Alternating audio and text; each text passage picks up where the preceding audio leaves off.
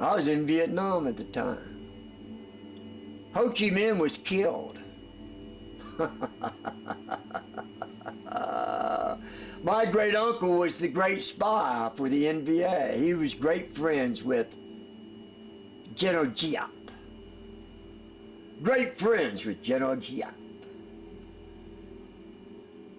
He had great respect for the general, and he actually had great respect for Ho Chi Minh. You know that little devil, my great uncle Sam? He tried to talk me into taking me to Hanoi as a prisoner. As a prisoner. Now I know the man's skill, and I know his power, and I know that he could walk through any blockade, any stoppage of anybody by anybody, and prove who he was, and have me chained and take me to wherever he wanted to. And he wanted to take me to Ho Chi Minh and us to try to negotiate some sort of a peace settlement. Get me involved, get the American people to know who I was, that I was the right-hand man of John Fitzgerald Kennedy, that I was on the 6th floor, that I knew who his assassins were, that I knew what Allen Dulles had did, what the CIA had done. I even had Harry S. Truman on my side, who told the American people on the winter solstice that the CIA had killed the 35th president. Yes, he did, man. I have absolute proof of that. And Harry S. Truman is still alive. Yeah. You see how if the right connections had been made, the history of the world would be different, man. We would not be in this situation because of Bruce and me not getting together, because of me being a coward or being stupid or being cantankerous or whatever.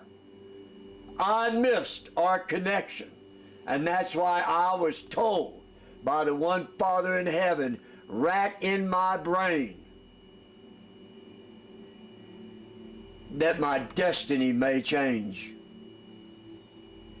because I was letting Bruce Lee go away in that truck instead of stopping that truck and letting him know who I was. Well, letting him see me. He already knew who I was. But anyway, so my great uncle, and I laughed at my great uncle, I said, man, yeah, I know you can do it, but how many times do I have to pee on myself before I get there? I mean, hell, lady, just, I don't care how powerful my uncle was, and this and that, but me going all the way up, and he would have been able to secure a Jeep or something like that. He would have been able to hide me, but for me to go all the way up into Hanoi and be in the presence of Ho Chi Minh and his guards just right outside, hey, man, that was too much for me. Let me tell you, that was too much for me. And I said, well, look, why don't you go try to negotiate with him, and if you get things going good and everything, then I'll go with you. But man, just don't take me on a ride without any type of knowledge of what might go wrong or not go wrong or go right. And he agreed to that. He went up to see Ho Chi Minh, and he got into an argument with him. Well, so many days later, you know, he showed up. You know, they said he died on 9/9, September 9/9. He probably died a little bit earlier than that. I have to use my brain to find out exactly when my uncle killed him. Accidentally killed him. But my uncle came back, and I'd never seen him like that. He was actually had his tail between his legs. He was in remorse. He thought he had let me down. He thought he had let the world down. Ho Chi Minh had pissed him off, and he accidentally killed him. I mean, he just didn't know his strength. And, well, you know, he knew his strength, but he didn't know that maybe Ho Chi Minh was just a little bit weaker than he thought or something like that, and he accidentally killed. And you know, he apologized to me. He said, I do something very terrible. I do something very wrong. I said, what? What could you do wrong, man? He said, I killed Ho Chi Minh. I said, oh, you did? Yeah. I said, oh man, that's okay. He wasn't negotiating very well, was he? No, he wasn't negotiating at all. I said, well man, you did the right thing then. Uncle Sam, great Uncle Sam, you did the right thing. I'm glad I'm glad I convinced you to go up there by yourself, sir. Gee whiz. He said, yeah, you're right. I barely got away. Oh man, I'm not prepared. Didn't think I was going to hurt him. They almost got me, very close. Closest I ever been. Closest I ever been. You know, he talked like that. He was Chinese Burmese. So whatever, man, look at that. 42 minutes, golly. You see, I have all kinds of stories like that.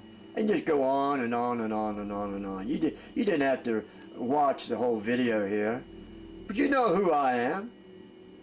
You saw the pictures. I did show you the pictures, right? Let me show them again. Maybe I was spaced out. I didn't know what I was doing. Let's see if I can do that again. Oh yeah, that's my aunt there, an older sister of my mom. This woman saved my life. Yes, she did. She saved my life. And there you are. There's the uniform that I was in. You know it. And I kind of held the hand that way. So just in case I lost the other picture. Hey, ma'am, these are the only 2 pictures you're going to get. I don't take very many pictures, ma'am. Not very many at all. This is me just a couple years after I saved the 14th Dalai Lama from being assassinated. On September 22nd, 1987. I got on my video 86, but I found out that I'm almost positive it's 87. You know, that's just the way it is. I make mistakes. I make them all the time. Gee whiz. I just told you. One of the biggest mistakes I made was not getting hooked up with your husband. We had some sort of destiny to fulfill. I didn't know what it was. You live life not knowing certain things and you get hooked up with certain things. You go down certain paths. We've changed many a path. Oh yeah, since the Kennedy assassination, in fact, it could have been that Kennedy shouldn't have been assassinated. Oh yeah. You go look at my videos and you'll see and you will believe that I was Lee Harvey Oswald's contact. Oh yes, I was, man. Didn't matter whether I was 14. I'm the grandson of the 13th Dalai Lama, who isn't a nice guy. And no, he did not reincarnate as the 14th Dalai Lama. I can prove that. I can prove everything I say. It's just a matter of time. It's just a matter of telling the right things. And I assure you that the 13th Dalai Lama was not the 12th. No. The Lamas there, the Buddhist monks there, they kind of got tripped. And the 12th did not reincarnate to the 13th, and the 13th did not reincarnate to the 14th. Simple as that. All 3 were different individuals, different spirits, totally different. And I can make the 14th Dalai Lama testify to that. Oh yes, I can, ma'am. Don't think that I can't do what I say I can do, because I can. Like I said, see if you can't find a couple of white men that were fished out of the ocean or something a couple days after your husband was killed, supposedly. And you may come to find out these are the 2 men that had a contract to kill him. And then my great uncle was there just a little late, and so he killed him. Just like he killed a couple of Hasidic Jews outside Fort Knox. The last part of July, the first part of August, 1968. You know, these Hasidic Jews came from New York. They threatened my ass. The CIA had put a bug up their rear end. They came down there and they were going to kill me. They threatened me. My great uncle was there. He was disguised as a soldier. He didn't like him. He followed him to the hotel room and he killed him. Simple as that. He killed him. And he took away their so-called holy artifacts that were holy and that were thousands of years old. That's what they got. They didn't have the right to come and try to kill me. They didn't have that right at all. At least that's what my great uncle thought. So he killed them and he took their treasures away from them. Yeah, you go to the Hasidic Jews in New York, you start telling them that story. In fact, all you have to do is go to the police outside Fort Knox, find out whether it happened in Louisville or right there in Elizabethton. Find out what hotel. You're going to have a couple of corpses there, obituaries. You're going to have proof. There's a police report about that. You got the lawyer. If you want to know the story, man, get your lawyer. Get it done. Why should I do it? My God, I'm the one that you're all going to want to capture and anyway. But the game was, man, to 70. I'm now 70 years old. Count the numbers. And you realize 14 in 1963 makes me 70 now. Count the numbers. The game was to my age of 70. I have won the game, whatever the game was. As far as I'm concerned, I won. Now I get to testify